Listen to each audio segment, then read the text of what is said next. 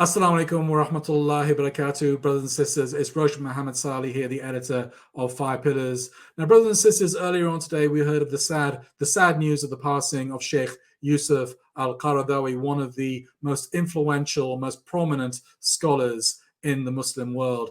Sheikh Yusuf died in Qatar earlier today, where he was based. Of course, he was Egyptian by birth. He has a fascinating history, which I really wanted to detail to you. Sheikh Yusuf obviously is a household name across the Arab world. Perhaps he's less well known to non-Arabic speakers. So I really wanted to interview somebody who had personal experience of Sheikh Yusuf Al Qaradawi, and that person is Dr. Anas Altikriti, the CEO and founder of the Qaradawi Foundation. And I recorded an interview with Anas a little bit earlier on.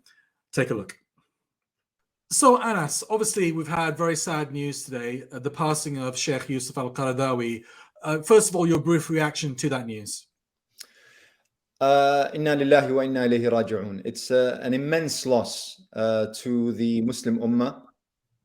Sheikh Yusuf Al Qaradawi was an exceptional figure on every single level. And the loss, although expected, I met him 5 years ago, and his health was failing. But still, the fact that he has now passed away is a news that came as an absolute shock, and not only because of the individual, but of the legacy that individual created and will leave behind.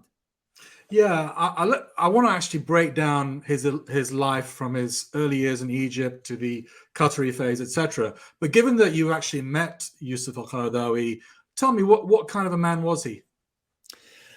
The very first thing that you notice when you meet Sheikh Yusuf Al Qaradawi is his humility. I'm of a totally different generation, but yet every single time I met with him, and I had the pleasure and honor, by the grace of Allah, to spend a lot of time working on several projects with him, and every single time he would greet me and he would treat me as though, I dare say this, almost an equal. And he would seek my advice on various issues. And on many, many occasions, when he would ask me whether, he should say something or write something or the such, and how that would impact non-Arabic speaking Muslims, he would almost unfailingly follow that advice and guidance. His humility, but also his immense capacity to always produce. It was absolutely incredible. The last time I met with him, and he had just about taken the decision not to appear on any media anymore, because he felt that his faltering voice and his health generally didn't allow him to appear to the standards that the actual tasks at hand demanded. But yet, even when I was doing my thing, I could see him writing.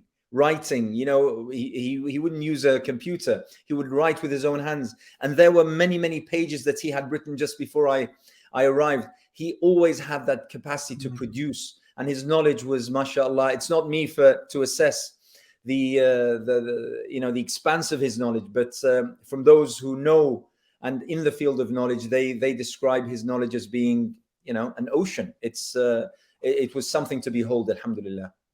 Okay, so let's break down his life now, Anna. So he was born in 1926 in British-ruled Egypt, I believe. And tell me a little bit about his early years. So I believe that obviously he had the religious education. He became a Muslim Brotherhood activist. That got him into trouble. But also he had this anti-colonial activism as well going on, didn't he?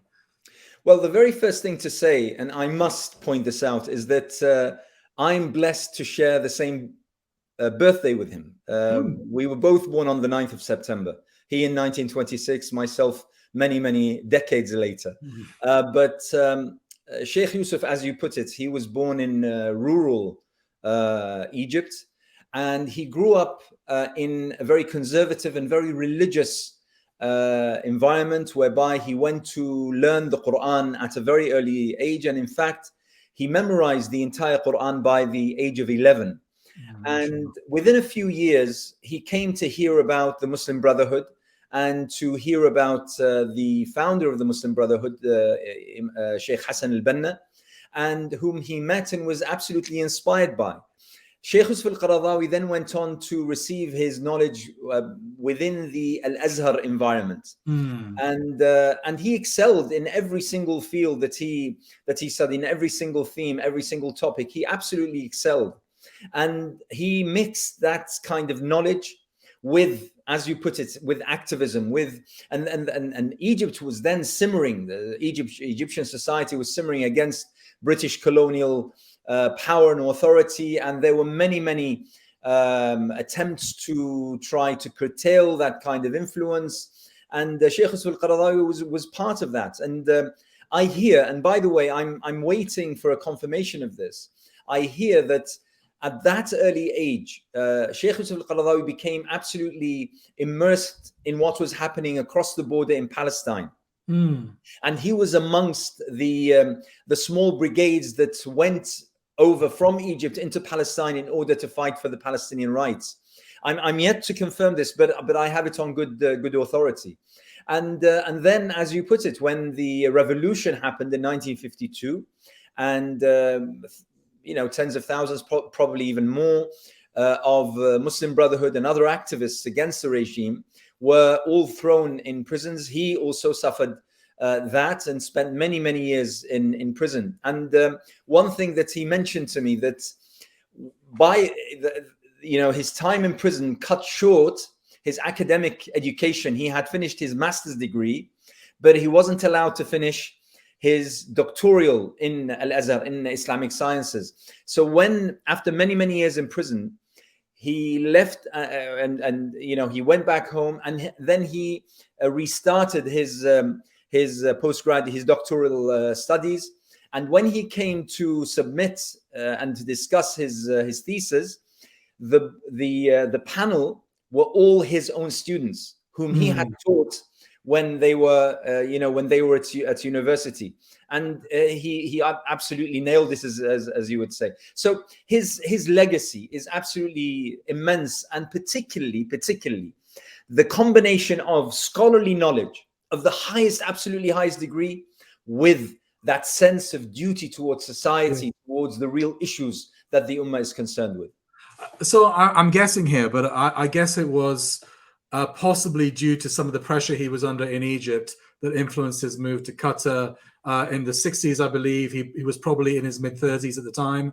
And then over decades, this prodigious output, I think someone told me over 120 books he wrote.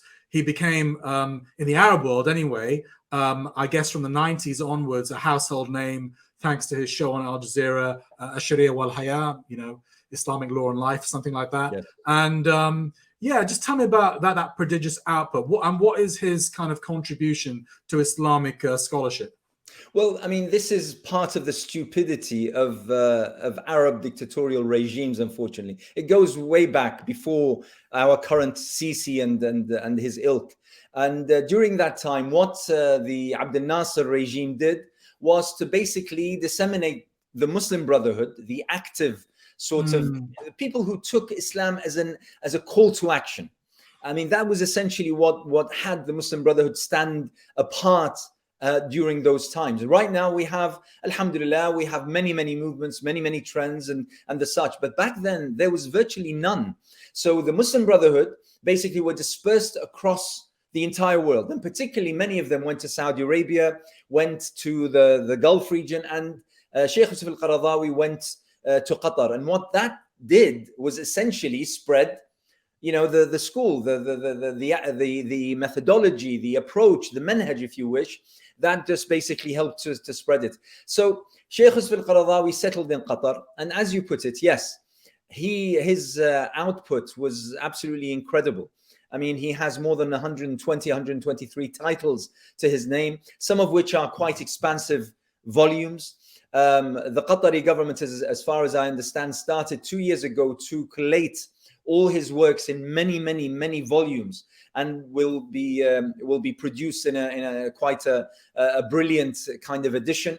Yes, Sheikh Yusuf Al Qaradawi, I mean, the thing that I think one of the characteristics and traits that had him stand apart and stand above many of his contemporaries and peers was not only his knowledge, but the fact that he associated himself with all the issues that the Ummah was concerned with, whether it be Kashmir, whether it be the Muslims living under the Soviet rule, whether it be Muslims in China, whether it be across the world. Sheikh Yusuf Al Qaradawi regarded those issues as his, and he took it extremely personally.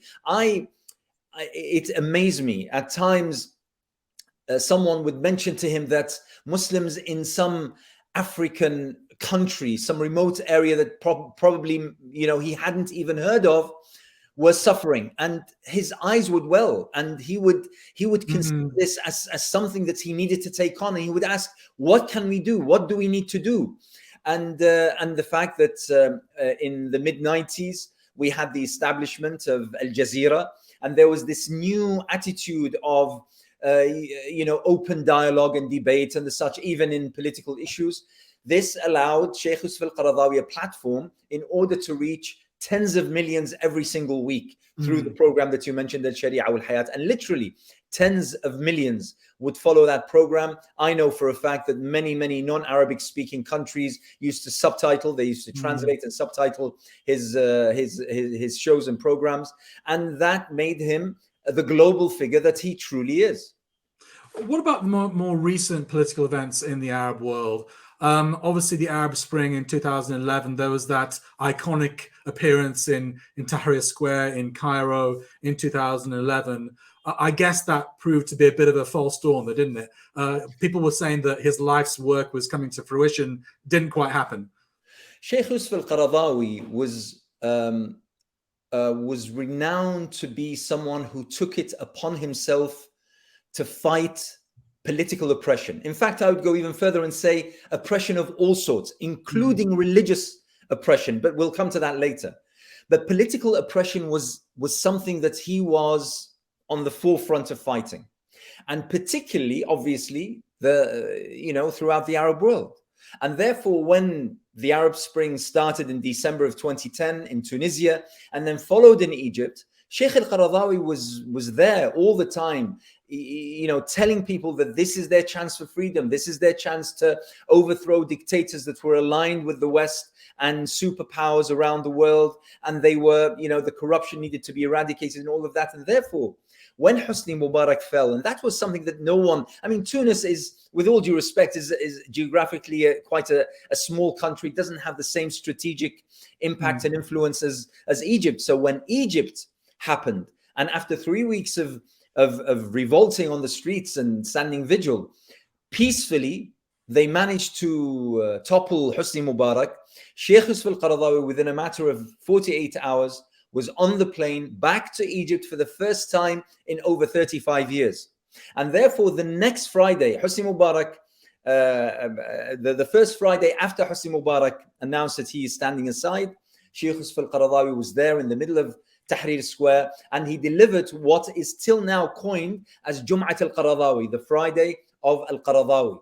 And millions, as we all saw, attended that. Of course, what's happened later is for another day to discuss. But Sheikh Yusuf Al Qaradawi was always for people's freedoms. Yes. Even religious freedoms, by the way. He would fight for those freedoms. He would fight for people to choose the line that they wanted. He was against oppression and against compulsion of all sorts and any sorts. And subhanAllah, his hope for freedom for the Arab people and the Muslim people generally didn't come to fruition. But I think that set maybe a spark that one day, inshallah, soon will come to fruition. Inshallah. And before we move on, I must mention that the Egyptian government did impose a death sentence in absentia against Sheikh Yusuf Al Qaradawi. I think it was in 2017. Getting on to a little bit more controversial. I think perhaps today is not the right time to pick this apart in detail. But I did read something about when the Syrian war started in 2011, 2012. He apologized, I think, for his previous words in favor of Iran. I think. And he was very angry with Iran over their role in the Syrian war. Some said his rhetoric became a little bit too sectarian, and he saw it as an existential battle between Sunniism and Shiism. Can you shed some light on that, Anas? This is something that needs a little bit more time, but very, very briefly, Sheikh Yusuf Al Qaradawi was one of the most, if you wish to use a modern term, tolerant scholars of our time. And in fact, when he established the Union of Islamic Scholars, a really momentous and historic step, if you wish, in our modern times, when he did that, he insisted on appointing his deputy to be Ayatollah Taskhiri, to the critique and to the attacks even of hundreds, probably even thousands of scholars and even members of the Islamic Union of Scholars across the world. But still, he insisted on having Ayatollah Taskhiri, and he was at the forefront of trying to bring together. Iraqi Shia scholar, is it? Iraqi Shia? He's Iranian Shi'i. Iranian. He's a marja, he's an authority. And Sheikh Al Qaradawi spent years, I know this for a fact because I helped him translate and interpret many of the meetings, of kind of bringing together Sunnism and Shi'ism. He gave frank advice to the leadership in Iran over many years not to approach Sunni areas such as North Africa and the such, because this would create hostility towards them, and that's something that he didn't want.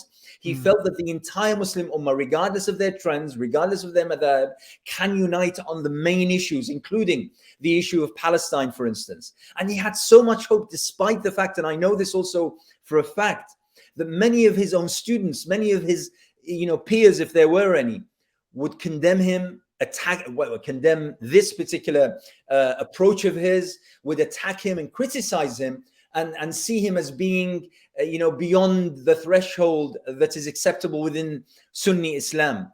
But yet he insisted on this particular path.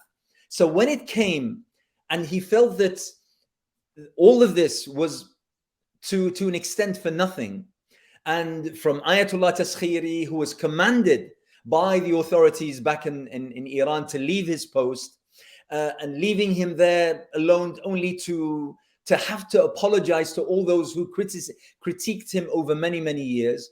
And then Iran's support for the Syrian regime in Syria, regardless of the details, but ultimately his criticism of Iran was twofold. First of all, he said neither Sunnis should try to convert Shi'i communities in Iran and otherwise to Sunnism, nor should Shi'i Iran try to convert Sunni communities because that would create animosity and hostility and a sectarian war. He felt that Iran defied that. And secondly, he felt that no Arab regime, particularly the Syrian regime, should be supported against its own people, should be supported when it's committing basically what is akin to a massacre and mass murder throughout the towns and cities of Syria. Okay. So for that, he had to say, listen, I had my hopes and I fought for those hopes and I did everything I could for those hopes, but I have to admit that it turns out that I might have been wrong.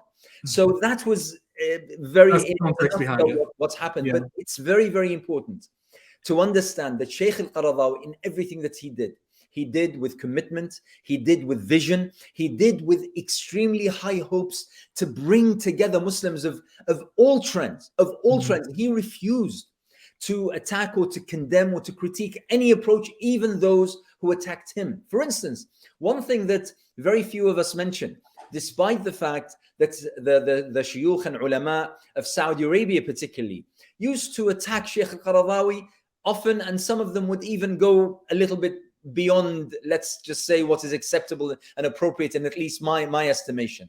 Yet, when Sheikh Ibn Baz rahmatullah alayhi, when he passed away, Sheikh Al Qaradawi got on the plane and went and attended his funeral. The same with Sheikh Ibn Uthaymeen. Sheikh Al Qaradawi was renowned for never severing his ties with anyone throughout the ummah, and that, I believe, was what led to him being held in such high esteem. Anas, my final question. Obviously, we know that Sheikh Qaradawi visited London, I believe, yes, during the mayoral time of Ken Livingstone. Correct. I think if he were alive today, he probably wouldn't get the same invite. He'd probably be deported at Heathrow Airport. And I think he was excoriated by some right-wing elements in this country. I think, especially for his support for the Palestinians. I think there was a fatwa legitimizing, martyrdom operations in Palestine. Tell me about that, the way he was demonized in the West. This is one of the most fascinating episodes in the lifetime of British Muslims.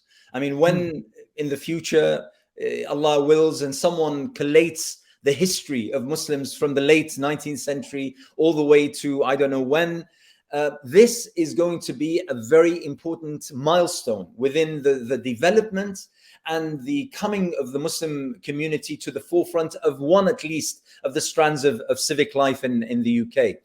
Basically, Sheikh Yusuf Al Qaradawi came to London at the invitation of the Muslim Association Britain, which at the time I was the president of. And we arranged with Ken Livingstone. We explained to Ken Livingstone who Sheikh Al Qaradawi was. We explained to his team what his impact would be and what kind of message he could bring. And Sheikh Yusuf Al Qaradawi, the message of, if you wish, again, using the term tolerance, accepting of the other, the respect of other, regardless of their faith, regardless of their trend, regardless of their lifestyle. We respect each other. If we condemn or critique, we critique and act a sin, but we do not critique the people. The people we continue to reach out for. We exemplify the beauty of Islam, the beauty, all this message that at the time was absolutely imperative. And it was, this particular visit came in order to see two things happening. The first is the holding of the session of the European Council for Fatwa and Research, which actually the City of London and Ken Livingstone actually hosted. The second is the inauguration of the Union of Islamic Scholars. This happened in London. So Sheikh arrived and he was greeted fabulously by the airport staff as well as Ken Livingstone himself. And there was a very, very big event that we held in City Hall. Now, as soon as Sheikh Al Qaradawi arrived, immediately your neocon, your Zionist, your right-wing writers, journalists who threw everything out of the window and started focusing on who Sheikh Al Qaradawi was, what his comments were, and obviously they picked something that he had said regarding suicide bombings, which were quite frequently happening at the time in Palestine.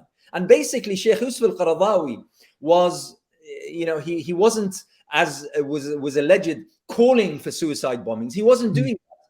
What he was trying to say to the world was that when the Palestinians get their freedoms to establish their own state, to have their own nation, citizens and the such, and also establish their own army, then suicide bombings are absolutely illegal Islamically.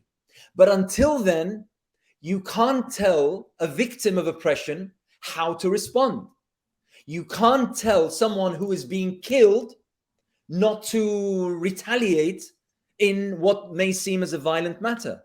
Norman Finkelstein has, when I told him about this, the position of Sheikh Yusuf Al Qaradawi, he asked me, he said, listen, I just want to know what's going on. So I explained to him what he meant. So he said, he came up with the line that then became iconized. He said, it's basically the last slap of the rape victim to a rapist. And so basically it's something that the Sheikh tried to explain, but he was never allowed to, simply because unfortunately we have an ideologically driven sector of the media that basically turn their gaze. They just basically close their eyes to any kind of potential for good to happen from this particular visit. Then they came up with something about the Sheikh saying something about slapping, the husband slapping his wife's hand or something. Absolutely absurd. Absolutely absurd, when so much could have been done, when so much progress could have been done, and I allege this, and I say this, and I claim this, when the 7/7 attacks in 2005 could have been averted by virtue of having and institutionalizing the presence of Sheikh Al Qaradawi in the UK and institutionalizing his narrative amongst Muslims and against and throughout British society as a whole. when we had that chance, unfortunately, those narrow-minded, ideologically driven, absolutely obscure minds of the neocons and the Zionists and the right, they chose something else. Anas, we're going to wrap it up here because I've already spoken to you about at least 10, 15 minutes longer than I intended because there's so much to say. But just kind of wrapping up, concluding, what is Sheikh Yusuf Al Qaradawi's legacy? Sheikh Yusuf Al Qaradawi leaves behind a trove that we will spend years, probably even decades, going through and learning from. However, the Sheikh's constant fight against all forms of extremism, all forms of obscurity, of closed-mindedness, that is something that remains with us. That is something that we need to learn from. We need to implement. The Sheikh accepted everyone who had that kind of sense of respect for others and will to actually exert effort and to work for the betterment of everyone. That is something that will stay with me, and I think will stay with everyone who reads and learns from Sheikh Yusuf Al Qaradawi's life. Okay, thank you very much, Anas. Jazakallah khair for imparting your experience of Sheikh Yusuf Al Qaradawi with us today. Thank you, Roshan. So that was Anas Altikriti talking about the late, great Yusuf Al Qaradawi. Inna lillahi wa inna ilayhi raji'un. Okay, that's it for today, brothers and sisters. But before I go, as I always say, please do not forget to subscribe and like all our social media channels, YouTube, Facebook, Instagram, Twitter, etc., etc. And please do donate to Five Pillars as much as you can every month so that we can, inshallah, continue the work that we do, bringing you these kind of interviews, bringing you news from around the UK, from around the world, on the scene interviews, on the scene news, on the scene analysis. Assalamu alaikum wa rahmatullahi wa barakatuh.